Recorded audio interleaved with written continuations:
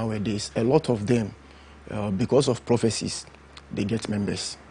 Because a lot of members want prophecy, but they are not eager to pray so that whatever they are looking for, God will give it to them, or He will do it for them.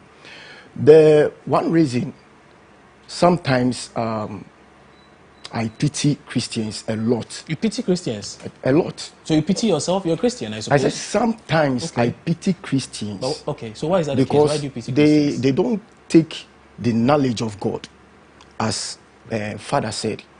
The reason why I'm saying these things is like the divination he said about. You know, divination is like seeking the unknown. Seeking the unknown, or seeking knowledge. In a can they say okwe bisa? Okwe bisa. Yeah. Foretelling. Yeah, that is it. So, you know, they are not ready to pray so that God will give them what they want. But they want to search for the future, what is ahead of them, before they will be satisfied. But as Father said, have you asked yourself, after that divination or what that prophet will tell you, what lies ahead? That is my question. So I say sometimes. But you see, so that's one way of looking at it. And I put up a strong defense when you suggested whether or not I may not even be interested in knowing what the future holds. Yeah. But the point is, there are people who would deliberately go out to seek these things because they are mindful of perhaps the circumstances they are in, the situation they are in, the people they work with. And so for someone, hypothetically speaking, if he or she goes to a place and he or she is told that you have this friend, be mindful of the friend because she's planning something against you, then with that kind of information, perhaps you can make more informed choices. Or so that then does not make the person naive or pitiful. Let me give you an example of Saul in the scriptures. Saul was somebody who God told him to do away with these soothsayers. Those people who have been doing those divination and soothsaying. He did away with that. But the moment God left him and he went in search of David as the upcoming king, the Spirit of the Lord left Saul. So in that moment, in that particular moment, he was seeking the mindset of God, but it wasn't coming. And the prophet Samuel has left him. So who is he to go and seek for now?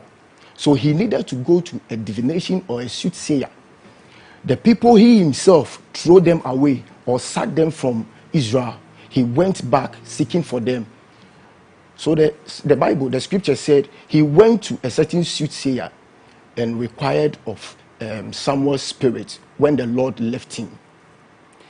The same man who sacked every soothsayer, he himself went back seeking for soothsayers and solution over there. You see, so the thing lies in humanity, what we are seeking for and what we are looking for. As far as we are eager, looking for something, then any ways and means we are looking for, we have to go. So it's interesting you say this though, but I still feel there's a lot unsaid in all of the things we have said here. But I will now ask, situating this in the realm of, say, in the realm of politics. So I would assume, based on what I'm hearing from you spiritual persons, I would assume then that politicians perhaps see this as a critical aspect of their political life, that they may have to visit soothsayers or visit pastors or whoever. For sure. In what you believe in what that political aspirant believes in. And so by virtue of that, some of these pastors keep on predicting these things or saying these things to make themselves the preferred choice should these politicians perhaps decide on choosing any of them. Exactly, because you see, the question you asked was not as to whether it was right or wrong. You were asking why. So we are giving you why. It doesn't mean we are not placing value and judgment on it. We are just saying this would be the reason why people do this. Now, if you come into the Christian sector, for example, the Christian religion, prophecy doesn't have to do only with future telling. Look at all the prophets who were called. What was it? For some, coal was put on their lips. Now, two things are essential in a prophecy: to have the ear to listen and to have the voice to speak, and to have the heart, perhaps 3, to discern. Now, when that is not there, and you are seeking popularity, that is where you will fall into the temptation Nathan fell into, where David says, I want to build a house of God. Sounds good, but what is God saying? He's not, he didn't listen. He's a prophet. That's his calling. Listen to what God has to tell his people. But why is God speaking to his people? Salvation. Okay. That's the purpose. When all future telling does not lead to that, then we have entered another realm, perhaps divination or whatever you want to call it. But again, the question was not about whether it is right or wrong. Exactly. Okay. So you speak of discernment as a key thing these prophets hold. Discernment, and then they must have. So perhaps it will guide you as to when to speak and when not to speak. Is that the reason why perhaps a lot of pastors are very silent now? Because I remember very well between 2015 and 2016, a lot of pastors were very vociferous, suggested a lot of things were happening in the country. There was so much. Some way, somehow, is the Spirit speaking to you people not to speak? No, I think that when I say discernment... I'm coming to all of you for that. I'm starting with you. I mean, when I say discernment, I mean, you have to discern whether what you are hearing is from God or not. That's and whether or not to say it. And the means by which you say it. Because you see, God communicates. But how do we receive that communication? It's based on who we are. Now, if God is speaking to you and you are only a fancy speaker, whatever you are hearing comes into you with a fancy language, right? Yeah. Now, how do you communicate that? You see, it's human language. You have received a message from God. Now you have to communicate that humanly to people. And you know that if I tell you something to tell Sheikh right now, the message might change. Yes. So discernment is key. How to communicate what you have received is key. And discernment does not only lie in the prophet, but in the receiver. To see whether what is being said is indeed from God, because every prophecy must measure up with the word of God. So what is God saying to you now? Are we in a perfect state now? Are there no problems in the country now? So much so that pastors all over, I do not hear them speak. Perhaps they do speak, but I do not hear them speak. What is going on? I don't need to be a prophet to say that things are not going on well. I mean, I was just when I was coming in, I heard someone was murdered. So things are, the world is not perfect. It will never be perfect, but it's moving towards perfection. That's salvation. The world was not perfect in 2016, yet you criticized the NDC and a whole lot of other people for a few things. I get where you are coming from now. You know, but let's hear you. Okay, let's go to Sheikh. Maybe the Almighty bless us. Yeah. No, but you have to speak when there's a need. When there's a need? Exactly. Is there a need to speak now? Yeah, I believe still people are still talking. No, I'm asking, is there a need to speak now? People are still talking. If you go back, if you ask the MP people, they will tell you some pastor lambasted them recently. And when those people, no NDC was nearly 8 years. You get me clear? So that it was 8 years actually. Exactly. It was nearly 8 years. It was 8 years. And that was 2016 when we were about to go into election. So they were getting to 8 years. And they finished it. Good. Are you getting me? So that time, people were fed up with them. Okay. Are you with me? It is natural. When it gets to, when President Kufuor came in, Ghanaians held him. Do you know that? They were saying a lot of things. But getting to the 8 years, you could hear what people were saying. So we are still waiting. 4 years. People are still assessing. Is that not it? So you think in another 4 years, people like yourself will now be in a position to speak about governance in the country? I speak always, and when there's no... I haven't heard you speak exactly. I haven't heard you speak on things recently. Well, I said I do a lot. When they say something now. When they touch us. Say something now. I'm coming. When they touch us, we talk. Right? Can you touch him so he speaks? Yeah. Listen, let me tell you something. I'm a religious person. Sure. I can see something wrong. Well, when you come out, they will read meanings to that. Is that not it? But when it bothers us, we talk. Me like when there was a time of, especially when they wanted to come with homosexualism, it touches me as a religious person. I was vociferous. I went to, they invited me, stations, and I told them plainly, I spoke, even after everything. When, so when they touch us, you talk. And the politicians are there to speak, right? Like you said, if a king, I believe Father said it, even a king, ruler may speak. Maybe he's not a political animal, but he sees something and he speaks about it. If he's not careful, they will give him a special color. A tag.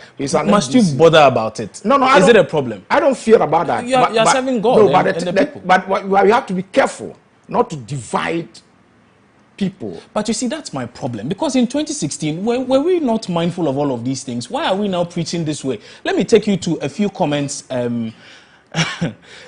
Take a look at these things on your screen now. And these were some very interesting comments at the time. If you can see now on your screens, I believe it should be up any second now. It's interesting to note some of the things that some very powerful clergymen in the country put across during the time. And it seemed as though it was one song we were all singing. Treat the youth like you do to your... Okay, let's hold on with this, okay? It's too fast, so let's hold on. Let's hold on. Okay, this in Ghana is older than the MPP and NDC. Okay, this perhaps is an okay one. Then Otabel is an MPP sympathizer and a threat to national security. Well, this was coming from the NDC, though. And of course, it buys into the point you made that you may be boxed in a certain corner. Pastor Mensah Otabel calls on government to apply wisdom in the exploration of oil. And mind you, all of these were somewhere in 2015, 2016. And then also the Ghana Pentecostal and Charismatic Council had to now come to the defense of Pastor Ajin Asare over a number of issues. Postpone referendum in the interest of Ghanaians. Well, this was Reverend Opuni Frimpong raising a few issues. Government's not shown enough commitment to the fight against corruption. Okay. So Opuni Frimpong has spoken quite consistently, it appears. Discharge your duties or we vote you out. Ajin Asare speaking to politicians there. And then government, well, it appears, took a swipe at the Christian Council on a number of issues also. Even prior to this also, there were... but have you noticed that yes, the dates on them are mixed up? Yes. Okay, so... Yes. So, we are speaking even in 2019? Yes. So, okay, but the things you are seeing now specific to 2019, 2020... Okay. are coming from a particular set of religious leaders, right? Particular set of religious leaders. So it gets many wondering that it's not that we are putting you in a certain box. It's as though you're already in the box. We are just highlighting those boxes. But then again, I asked that question, whether or not all these claims you raised, and they are legitimate claims anyway, but were we not mindful of all of these things when we held press conferences to suggest the Nyansa for when, how come we do not have wise people governing the country? This was, I think, in 2016. Exactly. There was a press conference also by, was it Reverend Emmanuel Mate also, yes, suggesting all manner of things. You are a pastor. What has changed? Nothing has changed. Nothing has changed. You know, your party is in power. It seems you want me to pinpoint my particular no, party. I'm just asking. I'm just asking because I mean he is saying that if it goes against him, he'll speak. So if your party is in power and you're okay and things are fine, perhaps there's no reason to speak. Actually, for me, that's the case. In my church, okay, I don't do politics. Okay. Actually, in my church, I don't do politics because the same church you might be having NDC, NPP. You certainly will have people from all kinds of different materials. But for me, I don't do that. I don't do that. And talking about prophecy. Talking about prophecy. You're going back to the prophecy argument there. Yeah. Okay. I just want to pinpoint a little bit. Yeah. Talking about prophecy, sheikhs told us something about imagination, like coming out from their own mindset, bringing out to prophesy. Sometimes it might not be your imagination. Okay. You know, we still have true men of God that God speaks through. We have true men of God that they speak the mindset of God. You know, so it wouldn't be like everybody is talking of his own imagination. You know, and we have some kind of radical prophets. We have different levels. You know, to prophesy, as Father said, you need to have discernment spirit. That is the seven spirits of God. Wisdom, knowledge, understanding, a lot. It comes with the spirit of mind and all those. if you don't have those kind of things, and let's say you prophesy, not hearing from God, then that means that you are speaking it from your own imagination. Okay. Reverend, you had something to say about this issue, I suppose. When we're going around, you seem to have something to say. Well, I just wanted to say that you seem to be suggesting that the Christian community has gone silent in recent times regard to things that are happening. But just before you said that, I had mentioned that there were armed robbery cases. Exactly. I mean, I had mentioned the situation that... and you were on shake that you have not heard him speak. I don't know whether you have ever heard me preach. I doubt. No, I haven't. So if I'd said something, you know, you wouldn't know. But the point is this: it's not to score points. When something is not right, it's not right. It's Ghana, you know, that it's Ghana, and we want to make sure that we do things that would help with the development of man. That's the common factor. You see, whether you are in politics or you are in a religious sphere, we are looking at the good of man, the common good. That's what we are looking at. So where that is absent, we need to point it out. Okay. And Sheikh had mentioned that there's a possibility of people tagging you, and so that becomes a bit of a problem. But really, what is wrong with a pastor going into politics or being political in a way? We are political animals anyway, all of us. So if a pastor chooses to say things in favor of a particular political party, organization, or another, is there anything wrong with that? Chooses to be partisan, not political. Politics is the relationship between people, which eventually gives rise to, because if you put us together in a room for a very long time, eventually a leader will come up. Yeah. Good. So that's politics. Has nothing to do with partisan. Now, when it gets partisan, the word itself suggests to you what is happening. Part. Putting some form of division. Now, if you are a religious leader, this is the same wisdom for which I think the Constitution writers said chiefs should not be engaged in partisan politics, because then you break your people. And there again, it's, you know, you don't bite the hand that feeds you. So if you go into partisan politics, it sort of gags you.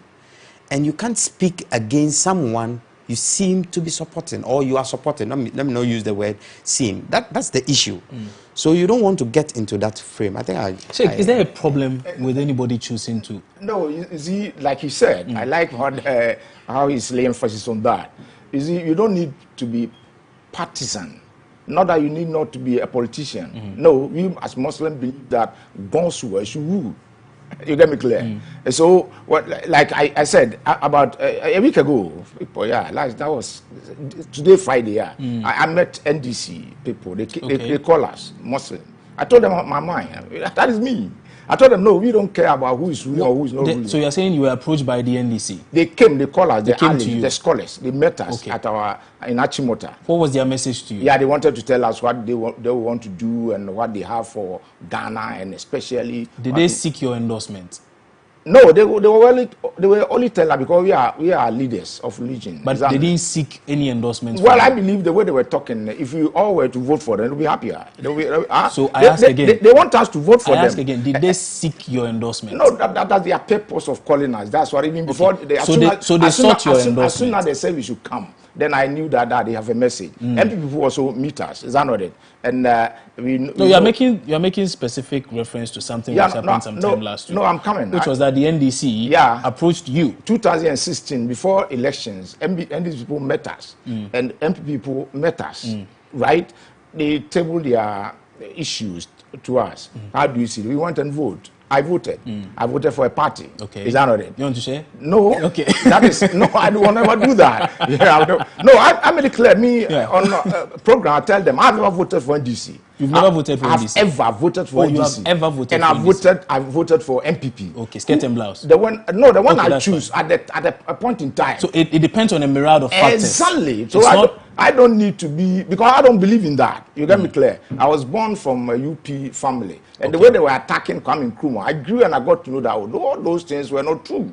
A lot, because some were true, others were not. the way they picture the man, like a caricature. You see Kwame Nkrumah like a very dangerous. When I was born, my fathers, everybody, uncles, hey. But when I grew studying, I got to know that. But that is not how the man was. He has. So you're saying these political figures come to you and seek your endorsement. Now, for you, you are saying, based on your conviction, you do not feel it is the right thing to do to endorse them, particularly in front of your congregation. Exactly, because there are people who they are NDC men with me and MPP, so I like them. They'll come to seek your advice. Like you said, I'm very vociferous. When you don't have, maybe this is your first time of meeting me.